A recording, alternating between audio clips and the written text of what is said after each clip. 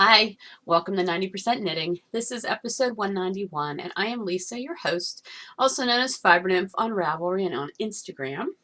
Today is Monday, February 22nd. I am recording, it's been about a week and a half, I guess. I can't remember what day I recorded last. But it's been about a week and a half. Just scheduling wise, I couldn't get it in last week, and it would work out better to do it today for multiple reasons. So here I am, starting the week together with you. There weren't any new people who introduced themselves in the welcome thread on the 90% Knitting board, so I will just say a generic hello to anybody who is new watching the podcast, and also hello to those of you who have been around for a while. Thank you for coming back. And I've got a lot of knitting to show you, which is kind of amazing because I've been super busy, but it's weird. It's like the busier I am with work and other commitments, the more knitting I get done. Have you ever had that experience, or is it just me? It's almost like the opposite of a knitting black hole. I'm sure you've experienced that, like where you're knitting and knitting and knitting and seemingly knitting forever, but you feel like your project is not getting any further. Okay, this is like the opposite almost. It's like maybe a knitting wormhole where you feel like you don't have any time to knit, and yet you're managing to get a whole ton of knitting done. I don't know. It's odd, but I'll take it because knitting black holes suck, but knitting wormholes, if that's what this is, those are awesome. So anyway, all right, let's talk about some knitting. Some of this stuff feels really old, like I should have already shown this to you, but since it's been a week and a half, I guess I didn't. So I'm going to trust my show notes because I've been putting them together. I've been trying to be better about that. Like once I do a podcast, I leave my notes open, but I rename it with the next upcoming episode, and then I change things as the time progresses until that episode. So in an effort to not forget things. So I'm trusting that I have not actually shown you all this. And my cold is much, much better. I still have the residual cough and a little bit of sinus drainage. I know, you needed to know that, right? But I feel way better than I did last time I recorded, so that's a plus. I actually watched part of my last podcast. I don't usually watch my podcast over unless I have to for some reason, but the last one, since I was on cold medicine, and I got so many comments from people saying, oh my gosh, we love watching you when you're on cold medicine. I'm like, was I really that loopy and weird? So I did watch it, and I was a little spastic. But anyway, what I noticed was every time I took a sip, even though I try to be quiet, you could hear me. At least I could hear me. I'm thinking, oh my gosh, people are going to think I'm some sort of a pig and I just slurp my beverages, because I don't. I guess my microphone is just really sensitive, so I will try to sip very, very quietly. Okay, anyway, finished object. The Dustland hat by Stephen West. I love how it turned out. I'm going to put it on for you because there's absolutely nothing I can do to make my hair any worse today. I'm having a bad hair day. Anyway, this is the Dustland hat by Stephen West. I think it's out of his West Knits 3 book. I didn't bring the book over. But anyway, it's quite slouchy. Mine turned out to be much, much slouchier than it should have been. I think because my gauge was totally off. It called for knitting at 4 point, I'm going to think, I want to say 20, no, that's what I was getting. It called for 5 stitches to the inch. I was getting about 4 1/4 stitches to the inch, and because it's a hat, I did not bother to measure gauge. It's a hat, you know, I mean, what's the worst that can happen? Either it turns out way too small and you give it to a child, or way too big and you wear it either way, way too big, or you give it to somebody who has like a big head of dreadlocks, or somebody who really likes big hats, or you use it as a sleeping bag. I don't know. See, I feel like I told you this last week, but maybe I didn't. Maybe I was only working on it then. I don't remember. Anyway, it's finished. I did do some modifications. because number one, I was getting down to the end of the ball. I was using Cascade 220 Heathers. Okay, so 220 yards. This hat was not supposed to take 220 yards, but because my gauge was off, it did take the majority of the ball. I would say I had maybe 5 or 10 ounces of the ball left, or 5 or 10 grams of the skein left at the end. I was knitting on US 5s and US 7s, which is actually downsized from what the pattern called for, because it called for US 6s and US 8s, I think. It may have been 6 and 7, but I did 5s and 7s, mainly because I can never find my US 6s ever when I need them. But anyway, you would think that that would have helped with the yardage and the gauge, but it did not. I did modify a couple of sections, and the 2 sections that I did, I changed were in the crown decrease section. You're supposed to do, there's these 4 rounds, and then you repeat those 4 rounds. I only did them once here, and then up here, I did that same thing, except I eliminated the first 4, because in the first 4 you weren't doing decreases, in the last 4 you were. So I just did the ones that had the decreases because I needed to decrease this hat and get it smaller. So that actually worked out really well. I like how slouchy it is. I've actually been wearing it, well, not the last few days because we've had some really nice warm weather, but last week when it was really, really snowy and icy and I had to be outside salting my driveway and shoveling and stuff, I was wearing my hat, and it was great. So, yay, new hat. I think I've told you all of the everything about it. So, yeah, finished object. Love finished objects. I have some hose I can show you. Things I worked on. Okay, this is like wildly probably going to be in a weird order. All right, the pheasant socks. Let me show you those first. And actually, I do have a finished pheasant sock, which I did not put on a sock blocker before I started. So let me do that for you now. I absolutely love this yarn. This is West Yorkshire Spinners 4-ply, and this is in the pheasant colorway. So it's from their birds collection. And this is the first one. I am so happy with how it turned out. I'm knitting this in a 2x1 rib. I'm using US 1s because I'm trying to downsize to US 1s for all of my socks and fingering weight now. 2x1 rib. I just did a regular slip stitch heel as opposed to an afterthought heel that I often do with self-striping, because these stripes were so narrow that I didn't want to have to try to fit an afterthought heel in between any of them. So this was just easier. What I did do is I broke the yarn. Okay, so I knit the cuff and then I did the heel, and when I was done doing the heel turn, before I went to pick up all the gusset stitches, I broke the yarn and wound off until I got to this mustardy yellow.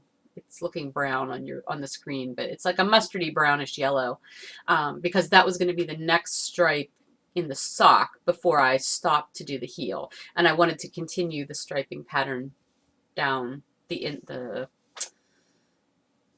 top part of the sock. Is this the instep? I can never remember. I guess it's the instep because this is the sole. I don't know what my pets are doing out here. Both the cat and the dog are being really bizarre today, so I'm sorry if you hear pet noises in the background. Anyway, first sock is done, and I absolutely love knitting this sock. I mean, self-striping socks are fun anyway, but whenever you have little stripes like this that keep happening, boom, boom, boom, and you've got this great sequence, it was awesome to knit because I just wanted to keep getting to the next stripe. And I do have the second one cast on, so I not only finished the first, but I cast on the second. And I'll tell you what, I got pretty darn matchy here with the stripes. That was my goal. I wanted to be matchy. So I have the cuff done, the heel flap, and I just turned the heel this morning, which is why everything is not attached to the ball, because I broke the yarn. I wound off to get to that mustardy gold. So when I start again, I will be picking up to do my gusset increase or gusset stitches with that gold, and we'll be continuing. My heel is not an exact match of the first one. I think I did maybe one more round or one more row in the the heel. I don't know. It's not off by very much, but I can just tell that there's a little less green on the bottom of this heel than there was on this one. But it's not going to matter because I'm picking up with the yarn in the next color, and so I'll be able to knit out to the toe, hopefully ending at the same spot. So we'll see. These, I love these socks, but these are a pair of gift socks, so I won't get to keep them. Hopefully I'll still have them to show you, because I'd like to finish them this week before I record next time. So we'll see if that works out. If I can't, if I end up gifting them prior to recording, I'll take a picture so you'll get to see them. But this is the first time I've used the West Yorkshire Spinners yarn.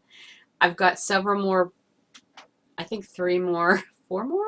I bought 3 the first time and 2 the second, so I guess that means I have 4 more balls of this yarn.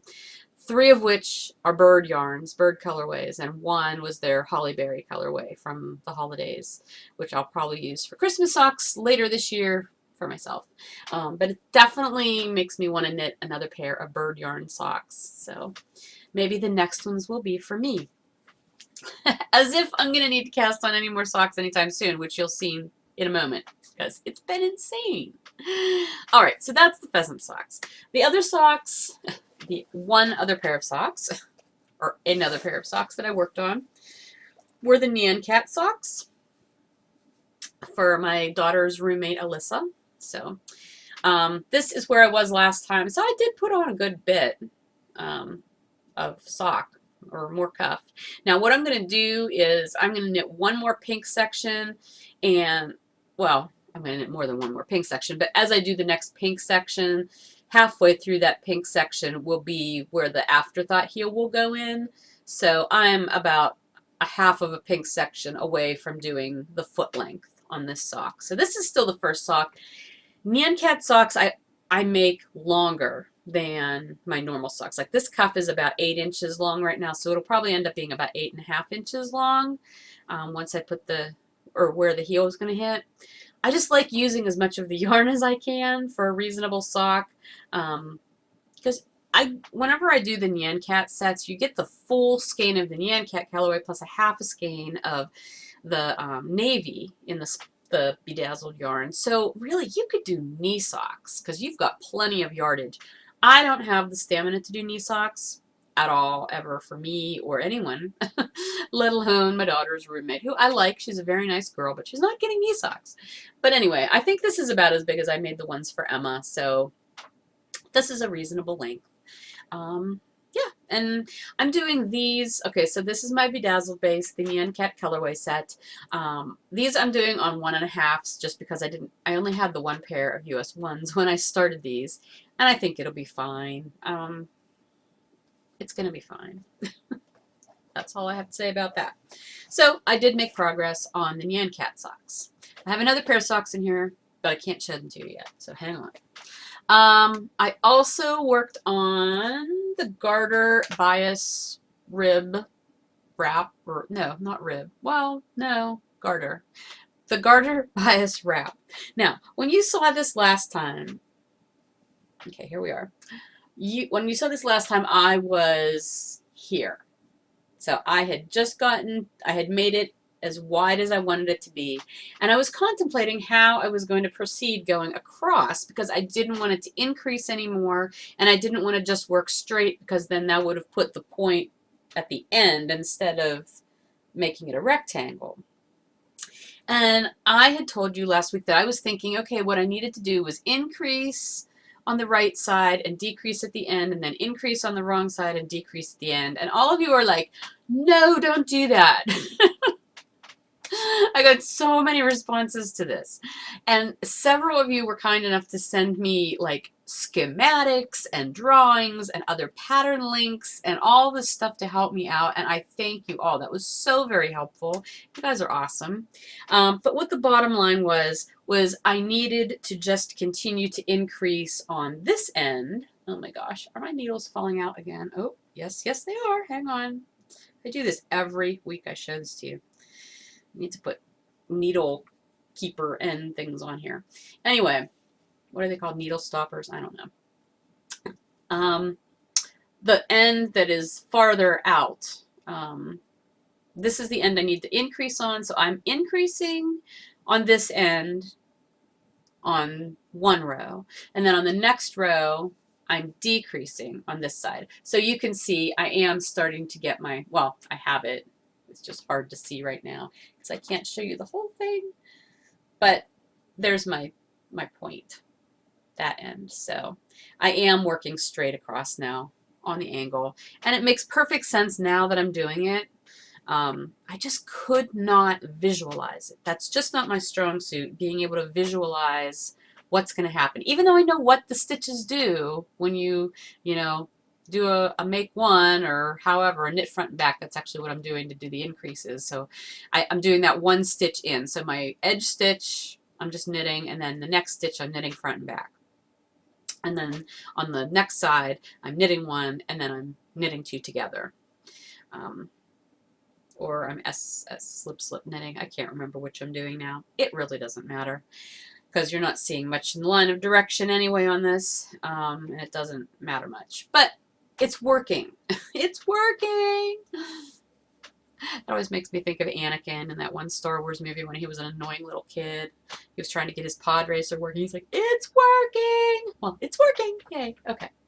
So you can find out the information about all of the yarns that I'm using for that project on the project page. I didn't bring the whole big basket in, and I showed them to you several podcasts ago. So all that information is there, but it's basically 8 different neutrally kind of colors of yarn, and I just love how it's working out. I've still continued doing the 2 garter ridges of each color before switching to the next one, except for that one time that I forgot and I only did 1. But I am going to incorporate that like 2 more times throughout the length of the wrap, just for the heck of it. So that it doesn't look like a mistake, it looks like a design element. Okay, so that was the garter bias wrap.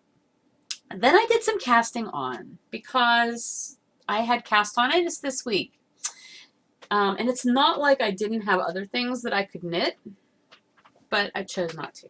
So I cast on, okay, this sock. If you remember, I currently have, I'm taking part in a collaboration with Ashley from Neely's Knits, who she and I both dyed yarn for these 2 skein, one-time only club kits, okay? And there's actually a few left in the shop, so if you still had wanted to get one, you still have a chance. There's still some sitting out there waiting to be purchased, and they ship this week on Thursday.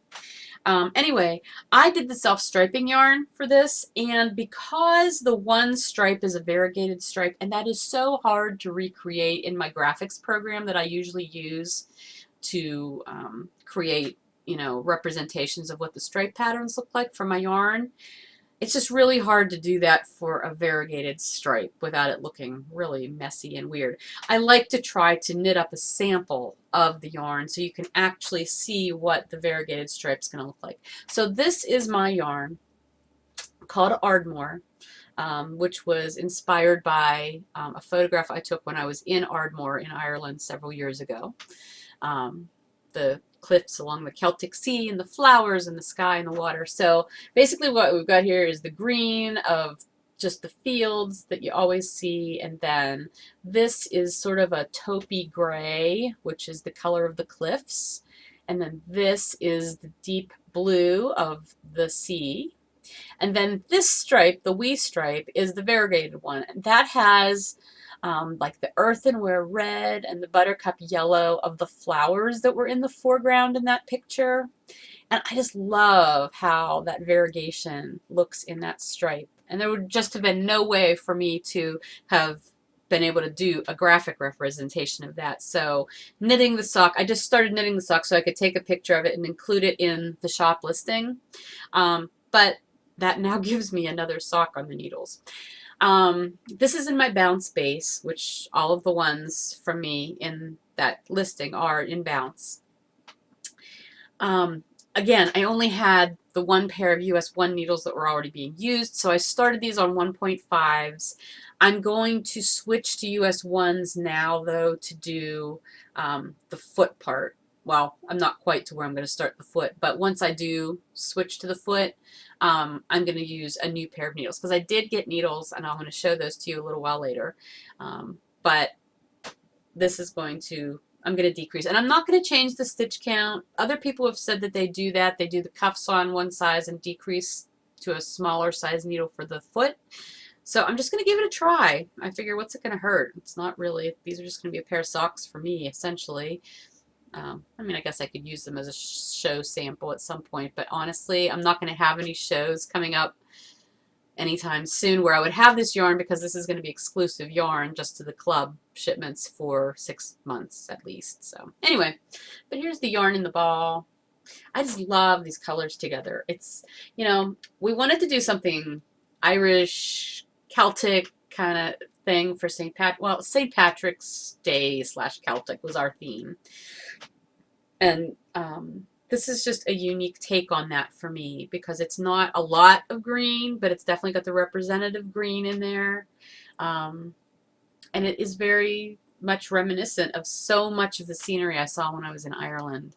It's just beautiful. So anyway, that's something I cast on this week, but that was a cast on with an actual purpose, because I needed to be able to show that striping pattern and that variegated stripe. So I had a really good excuse for casting that on. But I still cast more things on. I have been wanting to cast on a shawl. Now I know I have this wrap going. This wrap's going to be like a long-term project. I have no desire to like rush through this wrap, mainly because there are 101 stitches on the needles on that garter bias wrap right now. Yeah, 101. Who knows how I got to 101? Well, because I increased that many times. It's just an odd number, literally and figuratively. It's an odd number. But I wanted something that had a little bit more thought and a little bit more color to it.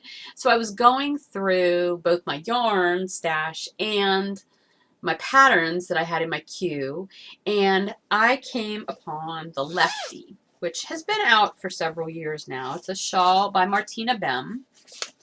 And here I will show you a picture of the shawl. So it's the one, she wrote it basically for using like leftover bits of sock yarn. Here's a good picture of it on her. At least I'm assuming that's her. Anyway, it's just so pretty. So I've had this in my queue for a while, and I've seen several of them, and they always look really cool. And I thought, you know, I put it off, I think, because I thought those little leaf sections, which I knew were worked in short rows, I just thought they were going to kind of be futzy, and I wasn't sure that I was in the mood for that. But then, as I was looking through my yarn stash, I showed you my big box of yarn that I had set aside that was all from vendors who will be at SSK this year.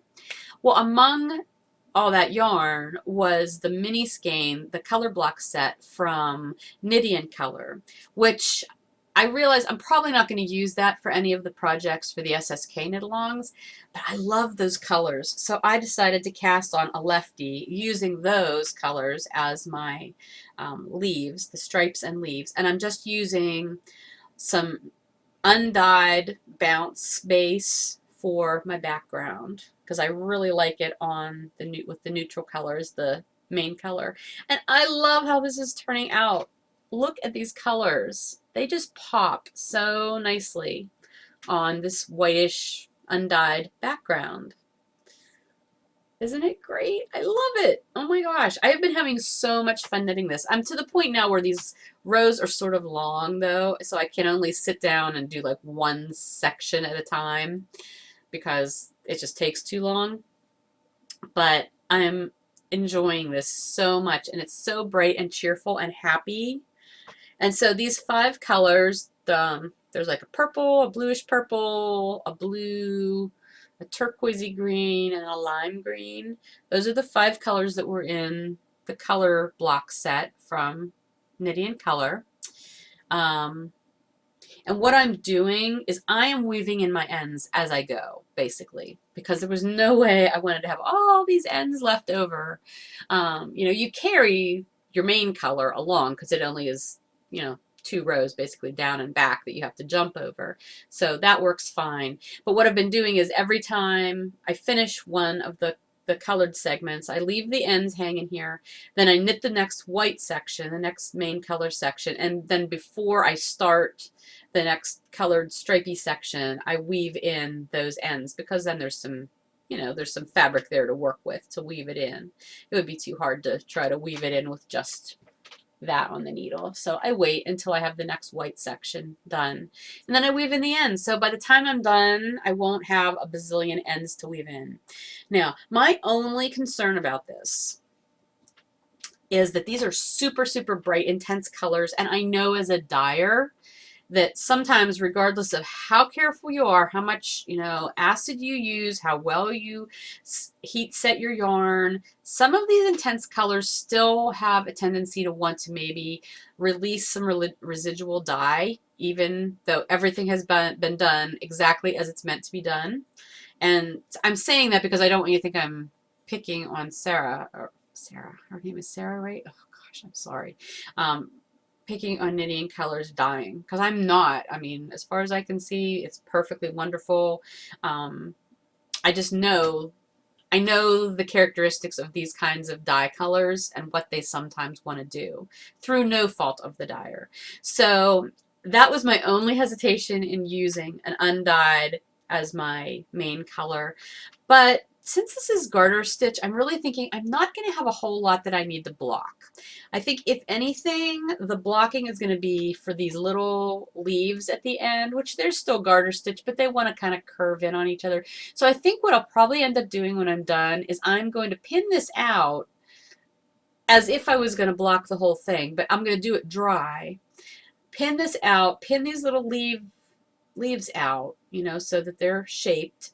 And then I'm just going to use a squirt bottle and squirt the leaves so that they're damp, and let them dry.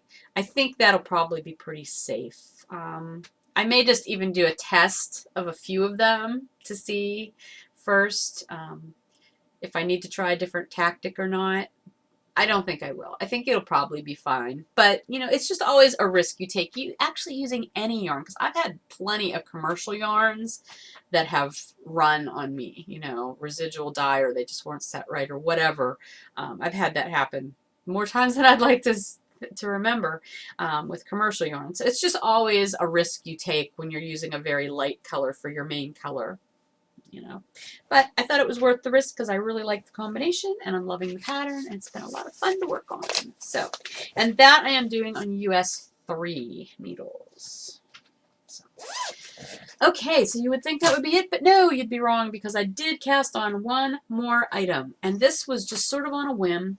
Like I said, I've been going through my stash yarn, trying to organize it. It's taking forever because I just don't have the time to do it. But as I was going through this one bin of stash yarn, I came upon a skein of yarn by Spin Monkeys. I'm not sure if I have the oh yeah, I do. Spin Monkeys. It was Tara. There we go. And she has a website, spinmonkeys.net. Maybe I shouldn't have showed you her phone number. Sorry. Don't call Tara. Anyway, this is her Tailspin Sport, which is actually, I'm pretty sure, the same sport weight I used to carry, that 8-ply. I love this base. I don't carry it anymore, but I know I have some in my stash from other indie dyers, and I love it. I quit dyeing it for specific reasons based on how my processes work, my striping processes. It wasn't always fun to play with when we were trying to reskein it. It liked to tangle on itself, so that's why I stopped using it.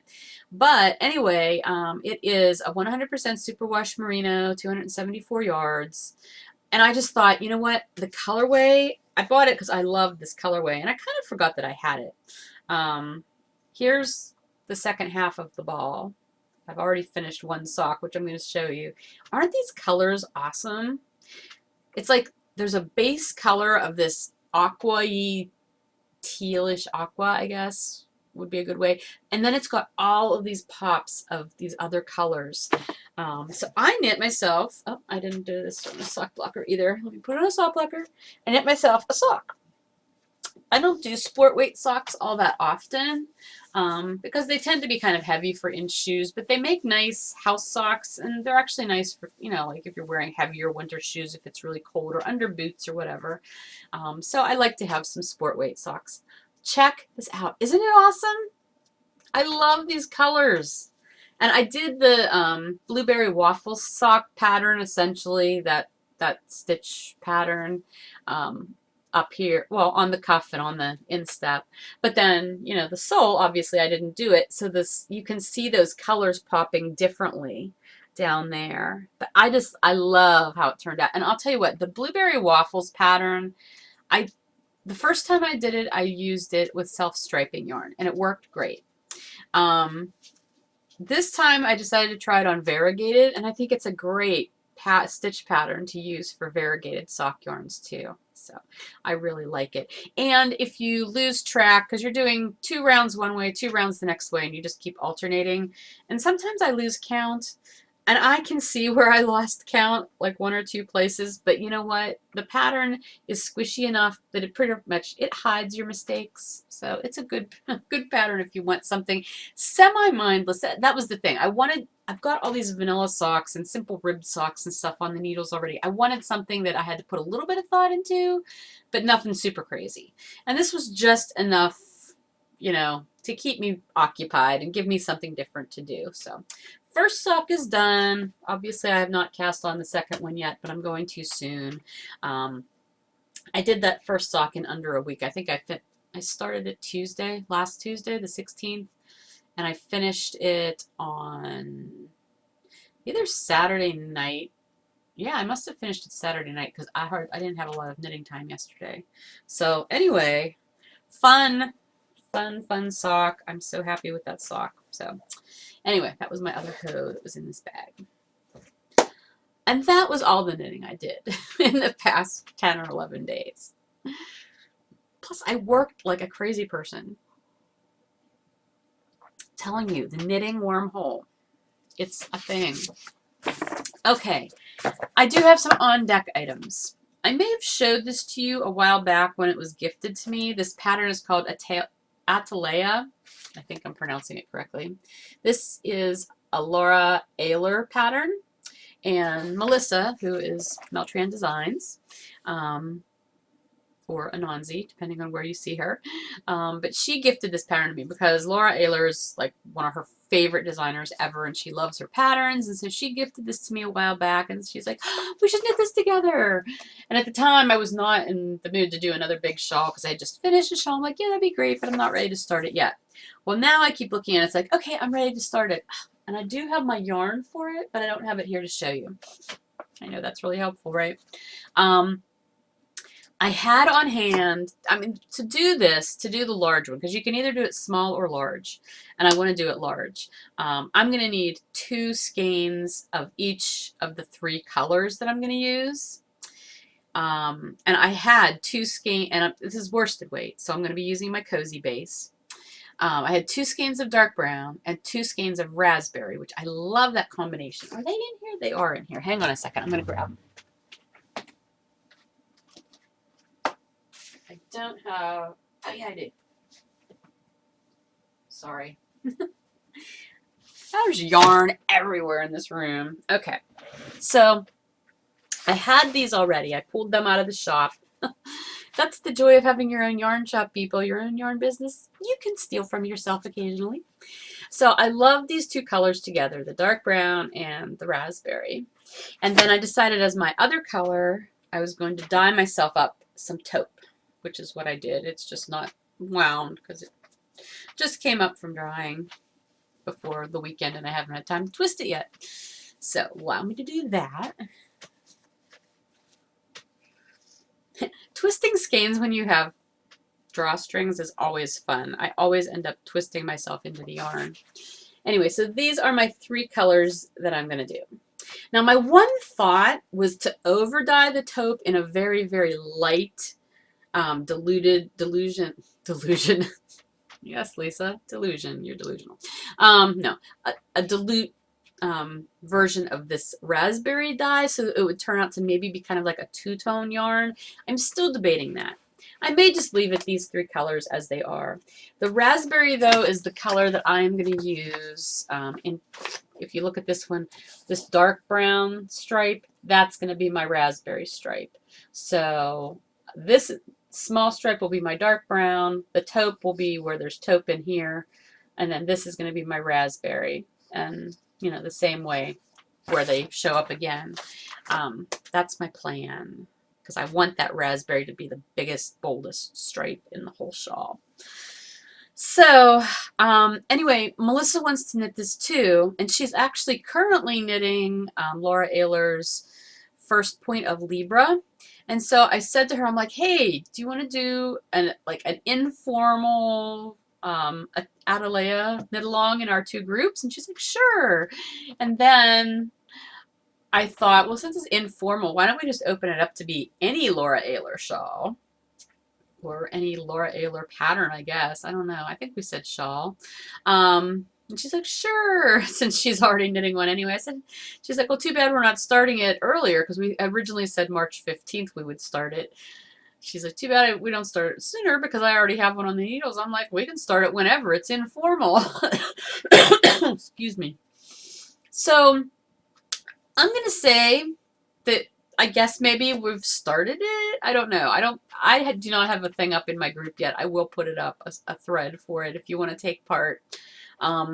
If you're already knitting a Laura Ayler pattern, you know, you're in the middle of it and want to join in, that would be great. If you want to start one, wonderful. I don't really think we have an end date for it. It's just going to kind of be very informal, no prizes, just something to see the other patterns people are working on. And who knows, maybe it'll just be Melissa and I working on them. I don't know. But if you're doing Atalaya or First Point of Libra, I know a lot of people are doing that First Point of Libra shawl right now. I've seen some beautiful ones, and I do want to do that one at some point too, but I want to do this one first. Anyway, if you're doing any of those, join us. You know, I'm sure she'll put a thread up in her group too. We just want to see the pictures and talk about the patterns, you know, share color combinations, whatever. I'll just have some fun with it, because the Handspun along is going to be ending soon, and I'm not planning to start another official knit along or spin along or anything really soon. We're going to take a break, so this will kind of fill in that gap. So join us for the Laura Ayler-a-thon, or along.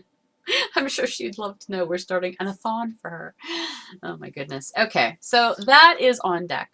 The other thing that may be on deck for me, because, you know, I need more socks on the needles, is I'd like to do another pair of monkey socks. I did monkey socks a long time ago, and I washed them once, and they immediately felted because the yarn was apparently not superwash. I did not know that. It may have been labeled as superwash and it still felted, so I didn't get to wear them very often. It was a long time ago, and I don't even remember what yarn it was. It was pretty, though, and I was sad that the socks didn't last. But Cookie A is the designer behind Monkey Socks. They've been around for years and years, and I keep seeing people knitting them. I can't remember who's knitting them now. Is it Kristen from Woolenvine? Maybe she's knitting a pair. I think she's been knitting a pair. I can't remember. Somebody else just showed them on either Instagram or their podcast or something. And I'd like to do that pattern again. So I may cast on myself a pair of monkey socks once I get at least one of these other pairs off the needles. So that's a possibility. Speaking of spinning, I did not spin. Nor did I block that rib cable scarf cowl thing that I'm doing for the SSK knit along for Thea Coleman. It'll happen. It just didn't happen this week. But speaking of the Handspun along, you've got one more week. We're drawing to a close. February 29th is the last day that you can post pictures of your finished objects. So if you've been knitting from your own Handspun or knitting from Handspun someone else gave you that was knit through, you know, began after January 15th or after and will be finished February 29th or before, post it in your finished object thread. Everybody gets one thread or one post in the finished object thread, and you can just add as many projects as you'd like to that you finished, and then there will be drawings. And I do have the drawing items. Remember, I told you I've been going through my stash, and all of the prizes for this along, the Handspun along, are coming out of my stash. So how I'm going to do this is I pulled out a whole bunch of things. There's going to be 3 prizes. I'm going to draw 2 prize winners from the finished object thread and 1 prize winner from the chatter thread, just because the chatter for this along has been phenomenal, and I want to reward good behavior. Anyway, so I'm going to show all these prizes, and I will probably post a picture of them somewhere as well so they can be seen. How it'll work is once I draw the winners, which will probably be on next week's podcast because the along ends on the 29th, which is a week from today. I'll probably wait at least one day to podcast so that I can announce winners that day. The 3 winners, as you contact me, you'll send me your top 3 choices of what you want for your prize, and that will assure that you will get one of them. So it'll kind of be first come, first serve, but you get to pick what you want to have for your prize if you're one of the winners. Okay, so there are both yarny prizes and fibery prizes. And some of these yarny prizes are things that I really love and I hate to part with, but I know I'm probably not going to use them. For instance, here's Highland Handmaids. This is called Grit. It's on her red maple sock yarn, which is a 50/50 merino superwash merino tencel. This was a club colorway. I believe it was for one of our trifecta of awesome yarn clubs. I adore these colors. I adore Heather. Her yarn is fabulous. Her dyeing is fabulous. I'm just not a huge fan of yarn with tencel in it. It's just not my thing. I don't use it very much. So I would love to see this spectacular skein go to another home. I'm not sure if she dyes this for her shop or not, since it was a club colorway. She may at this point, because it's been a few years since we did that club. But this was definitely one of the club skeins, so that will be one of your choices. Another one for yarn will be from Zarzulia's Fibers. She does not dye anymore. She hasn't for several years, but I have some of her yarn still in my stash. And this is a skein of worsted in the Dahlia colorway, which is superwash worsted, about 200 yards. So it's very, very pretty. So I'm putting that up for grabs.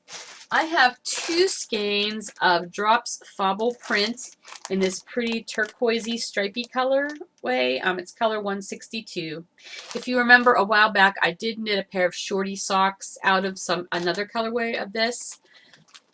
I purchased 2 colorways at once. I liked them. The yarn was a little different, but these are really fun stripes is actually the reason I bought it. Their yarn is just really cool from the striping pattern.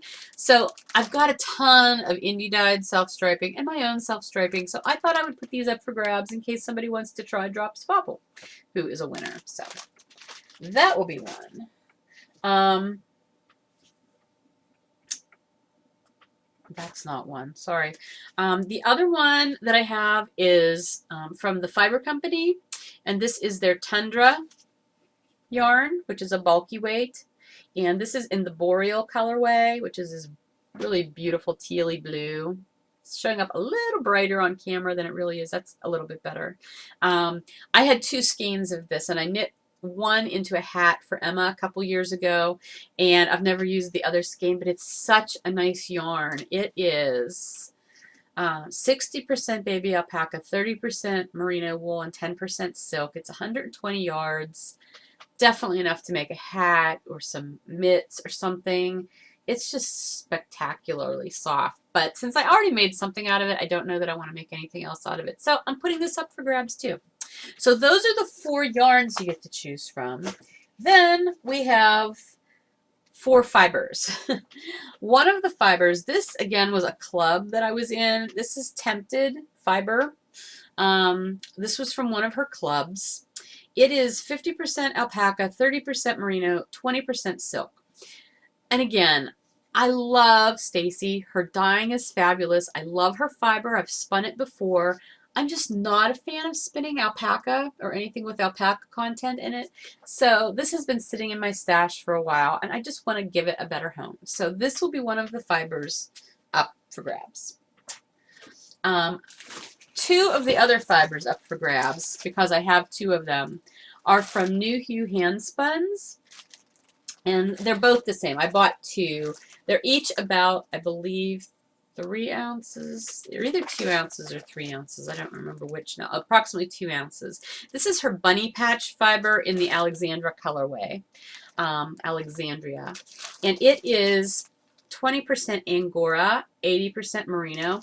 Now, if you've ever spun something with Angora in it, sometimes it's very prickly.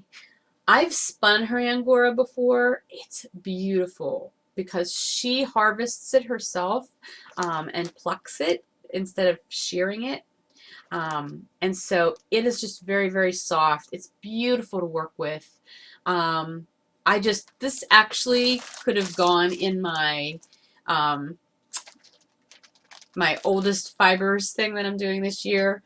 But I thought I would put these up for grabs instead. So there's 2 of them. So technically, if 2 of you wanted them, 2 of you could have them, because one will be a prize will be one of them.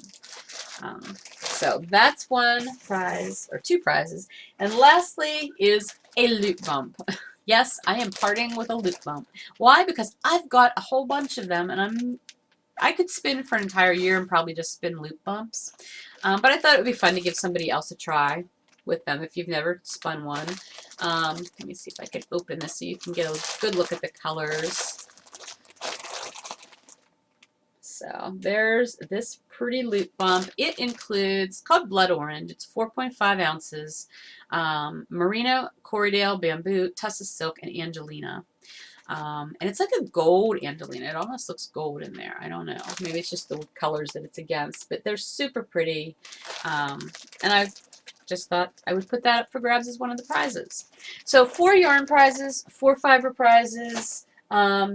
If you're one of the winners, you can write and let me know what your top 3 choices are, and whichever one, the highest choice that you have that's still available by the time you write to me, that will be your prize. So there you go. Alrighty, let's move this along a little bit here. I have some new things to show you. I talked about needles. I ordered some new needles that I have never tried before.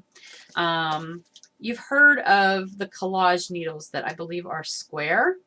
I have tried those before. I don't care for them, but I ordered these. These are also by Collage, and they're called Sonics. Okay, so they are a round needle, and these are all circulars. I ordered a 16-inch US 6. I ordered a 24-inch US 6, and then I ordered a US 1 and a 32-inch for socks. I've not had a chance to use any of them yet. I will say the first thing is when you order these, I got these from Jimmy Bean's, which they shipped out fairly quickly, so it was fine. I've never had trouble with Jimmy Bean's. I know some people have, but I haven't. Anyway, the first thing was you had a choice between a firm cable or a not firm cable. I don't remember if they called it soft or what. I chose the firm cable. I would say this firm cable is very much like an Addy Turbo cable or a Haya cable. I'm not sure if it's a coated plastic. It's like got a plastic coating on it, so I don't know what's inside or if anything's inside and it's just a plastic cable. I don't know. I like it. It's not like, okay, here, I'll take the longer one out so you can see it's not one that's going to stay curled on you when you take it out. And I will actually give you a better review of these once I've had a chance to use them. Okay, so this is the 32-inch. So you see you took it out, and I mean, yeah, it's got a little bit of a curve to it, but most of them do. It's not all really kinked up or anything. So I think that's good. I don't like the really floppy cables that are like on signatures that have no memory whatsoever. Those don't work well with my knitting style.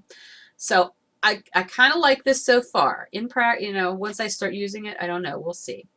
The other interesting thing that I noticed about these needles, and I don't remember this being like written as a feature, so I'm not sure if it is meant to be a feature, but these needles swivel. So you can hold the cable still, and the needle actually turns at the join. That could be a good thing, or it could turn out to be a detriment if it's not put together really well. So I don't know. That, stay tuned. The other thing that I noticed is the needle, and I'm not sure if you'll be able to see this. Can you see at where the join is? So there's the needle, and then there's the cable, but in between there, at the end of the needle right here, is another little metal piece. And that seems to be what the cable is attached to, and then that metal piece fits inside the actual needle end. Now that is firm. That does not swivel there. It's actually this little piece, this little nub that swivels on the cable. Okay, they all have this. The two 16-inch or US 6s. The US 1 also has it, but check it out on the US 1. The needle, instead of that nub going inside the needle, the needle itself goes inside the nub. So what you're ending up here with is the cable going into this nub, so you've got a join there, and then you've got the needle going into this nub, so there's a second join, and that looks a little bumpy to me. So I'm really kind of curious to see how that's going to work out with socks. The US 1 does actually swivel also if you make it, but it doesn't do it as easily. That's why I'm thinking maybe the swivel isn't actually a built-in design element to these needles. It's just maybe incidental in the larger ones. I don't know. That's my biggest concern at this point, is that this is going to cause excess drag or catch possibly. I mean, they feel smooth. There's nothing rough, but I'll be interested to see how well they work once I'm actually knitting socks. So stay tuned. I will let you know that. But, they were fairly affordable. They were actually on sale when I bought them at Jimmy Bean's a couple weeks ago. So we'll see. They're made in the USA, so that's a nice thing. It says for the knitting purist, so I don't know. But I will give you a better review on those once I actually have a chance to use them. The other thing I wanted to mention is I was gifted by a longtime viewer, very kind longtime viewer, the Fish Lips Kiss Heel pattern.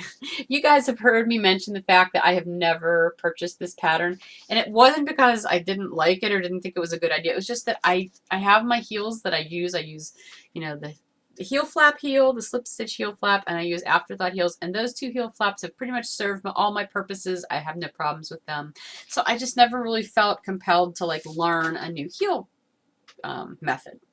In fact, other socks that I knit, if I'm following a pattern and it calls for some other strange heel that I've not done, I usually don't do it. I usually insert one of my own. But I was gifted this pattern with a note saying that they wanted to support the designer, who is Patty Joy White, aka the Socks Therapist, SOX Therapist on Ravelry. She is apparently going through some treatment for breast cancer right now, and so if you go on her pattern page on Ravelry, she has a note about how any funds that come from this pattern she's going to use to bring all of her, I guess, kids and grandkids, maybe, I can't remember now, together to celebrate her, kicking cancer's butt, essentially, I think was the point of it. She's looking forward to that. She's still in treatment, but anyway, so if you want to, support her, please do go buy her pattern. I may end up gifting this to a couple of people myself so that I can support her too. Since I did not buy my own copy, it was gifted to me. I have not yet had a chance to go through it. It is indeed 16 pages long, but as I've heard from several people, there's only really a couple pages that you need to read to know how to actually do the Fish Lips Kiss Heel. So stay tuned on that. I will probably try that out in one of my many pairs of socks coming up. The other new thing I wanted to talk about is a new podcast, a new to me podcast, and it's actually a fairly new podcast. It's called The Grocery Girls. Maybe you've heard about it on another podcast by now. It's Tracy and Jody. Jody is actually Mrs. Brown's Bags on Etsy. She does project bags, which her shop is closed right now temporarily, but she'll be opening it back up, I guess, in a week or so. But anyway, Tracy and Jody are from Canada. I want to say Edmonton. I'm sorry if that's totally wrong, but they're from Canada. And they have 3 episodes out now. I heard about them on a couple of podcasts, and I came across it somewhere else too. And I thought, oh, I have to watch that. That looks really cool.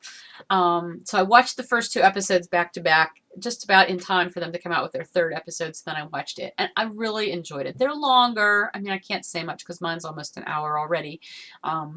But it's not like long as in like an hour and a half, 2 hours long. And that's not a judgment. I'm just saying it is a longer podcast, but there's 2 of them and they have a lot to talk about.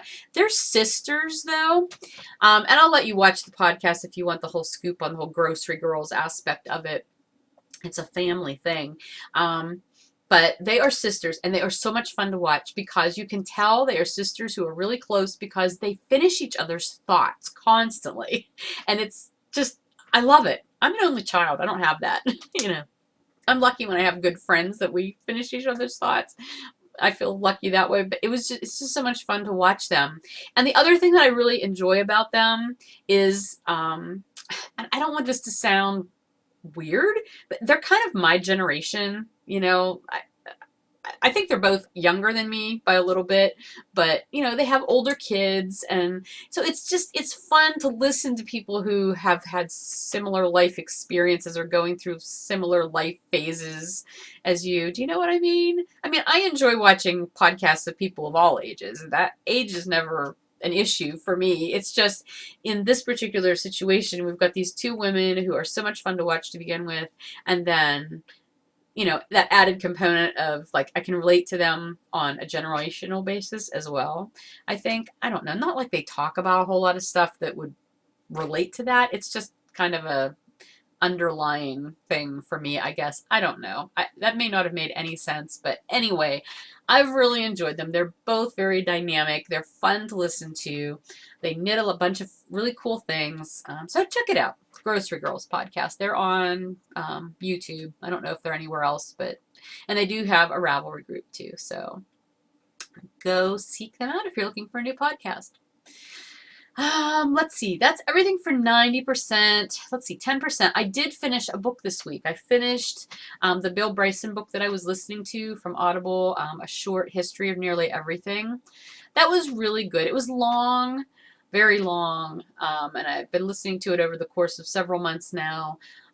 But it was interesting. There was a lot of history stuff in there that, I either didn't know or didn't know a lot of. And obviously, you have to take it with a grain of salt because it's one guy's view based on stuff that he's clearly, researched and looked into. But it was interesting, and I really enjoyed listening to it. And, it's not my usual book that I listen to, and that's why I like listening to stuff that's outside of my normal reading box. So I could recommend that to you pretty highly. I'm still listening to The Firebird by Susanna Kearsley. I'm nearing the end, and I'm kind of slowing down on listening to it because I don't want it to be over too soon because I'm really enjoying the story. The other thing I'm sort of reading, aside from some magazines, is the Pennsylvania Motorcycle Permit book because I'm going to try to get my motorcycle license. I decided that was going to be a goal for me this year just because I want to do something different. And I've been a passenger on motorcycles for quite some time in my life, but I've never had the experience of driving one. It was never something I really wanted to do, but lately, off and on, actually that's not true. Over the last few years, I kind of thought about it, and then I'd say, and I'd put it off. And I actually had the booklet one other time, and I think I pitched it because I didn't do anything with it. But I stopped. I was going by one of the places that have the booklets last week, and I stopped in and I picked one up, and so I'm reading it, and so we'll see. We'll see how that turns out. But I think it would be kind of fun. Just, it's something new. I love to learn new things, and I love new experiences, so that'll be something outside of my box as well. And other than that, I'm basically just trying to get through February. February is a crazy month. I had 4 hard dying deadlines in February. That hard deadlines are like things that I'm dying for other people, shipments, wholesale orders, or clubs, or this or that I had to get out by a specific date. I'm down to 2. The first 2 are done. The third one is the club shipment that I'm doing with Ashley. All my yarn is dyed. It just needs to be reskein. So those will ship out on Thursday, at least the ones that have been purchased. If there's any left over, they'll just be ready to ship when they're ordered. And then lastly, I have a huge wholesale order going out to the Loopy U by the end of this month, which is all self-striping. So you can be watching their shop too for self-striping of mine if you're looking for different colorways than I have on hand. So yeah, once February 29th is passed, I will be able to let out a huge sigh of relief, because it's not that I don't have deadlines after that. It's just that they're a little bit spaced out more. Putting 4 huge deadlines in one short month, like the shortest month of the year, is kind of crazy. I see that now, but it's okay. Yeah. Well, actually, it would be 5 if I include the minis of the month, the February minis of the month stuff. And this is kind of going into shop news now. But yeah, the minis of the month, that they'll ship out by the end of the month too. I have it all dyed. They just need to be split and packaged and everything so they can ship. So I'm hoping to get that done by the end of this week. But anyway, it's just been a really crazy couple of months with wholesale orders and my show and some, other commitments that I had to get out on time. So I'm looking for a break. And once I get through February, March is going to be fabulous, because I have a bunch of dyeing stuff to do in March, but again, it's a little bit more relaxed. There will be shop updates.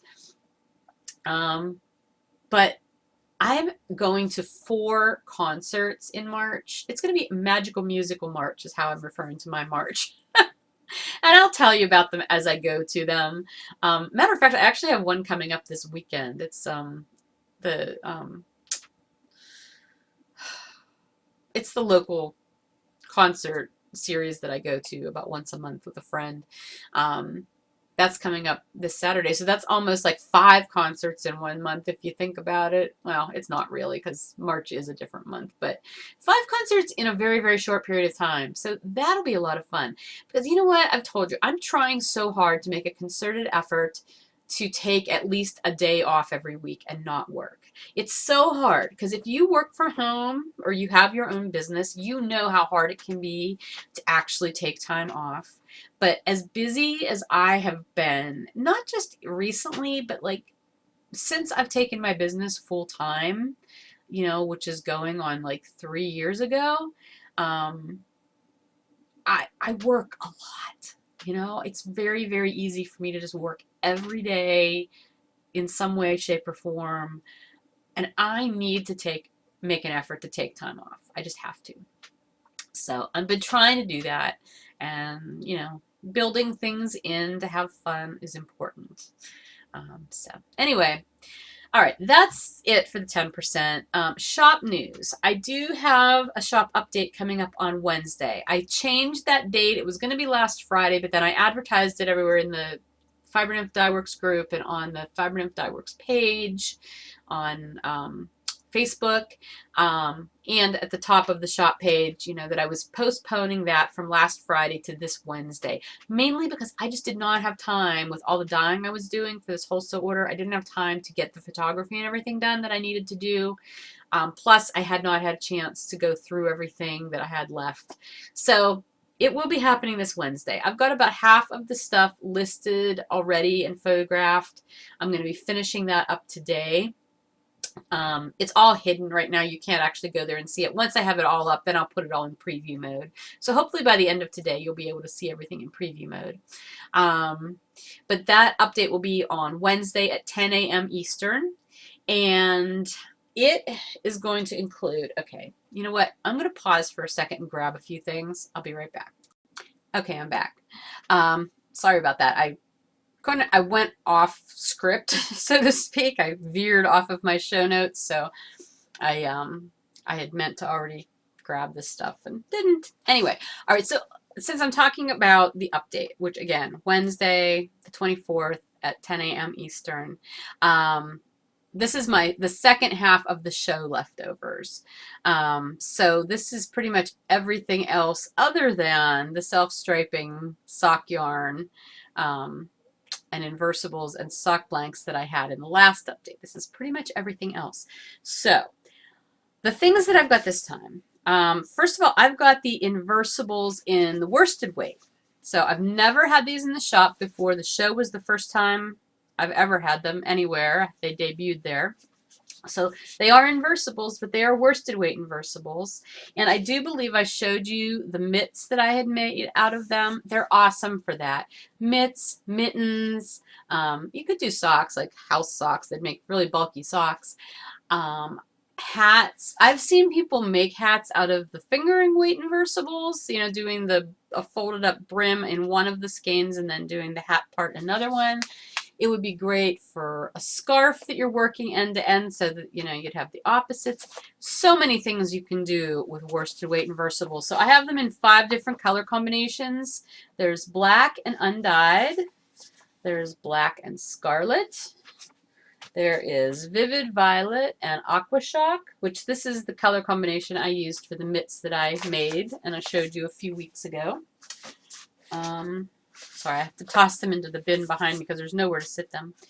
There's cold steel blue and hot cherry pink. So that is a blue, not a black. It's just showing up dark on the screen. And lastly, magenta and lime. So inversibles in worsted weight for the first time in the shop. Yay, and there's several sets of each of those. Then I will also have color tracks kits, which a couple of the colorways that I have available, I didn't bring them all over because there's a lot. Well, not a lot, but there was more than I had room to sit them here. I have a set in the turquoise blue and the undyed, which is the color combination that Melissa used for one of her samples, actually 2 of her samples. And then I also have it in the vivid violet, sorry, and aqua shock combination. And then I have, I think, about 3 other color combinations for the color tracks kits. So you get the yarn and the pattern code to download the hat. Same way with flurry kits. I've got some flurry kits left.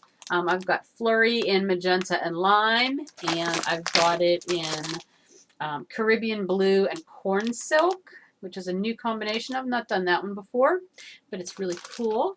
And again, you get the yarn and you get the pattern code to download the pattern on Ravelry. And these are both worsted weight sets. And then I've got gradients. There were some gradients left. I, again, did not bring all of them to show you, but I've got some mega gradients. This is my bulky weight. I've got one in, or a couple, I think, in Pony Palooza.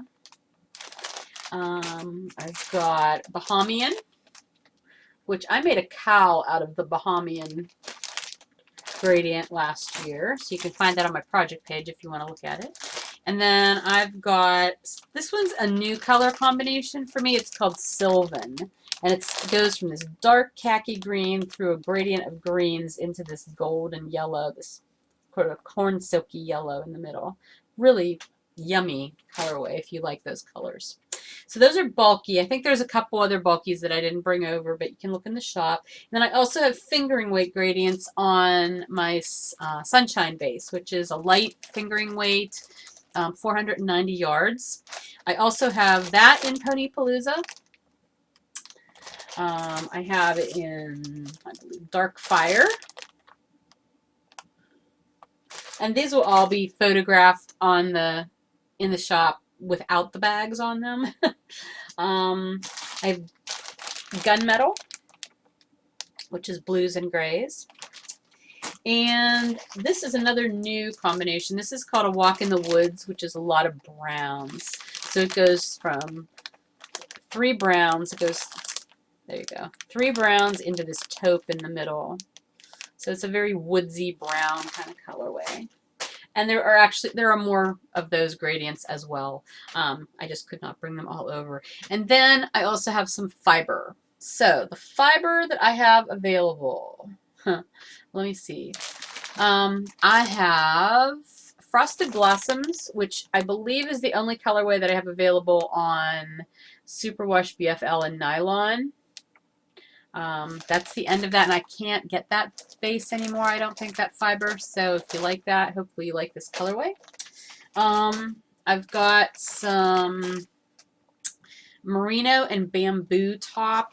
I love this base. Merino Bamboo is so much fun to dye because the bamboo doesn't take the dye.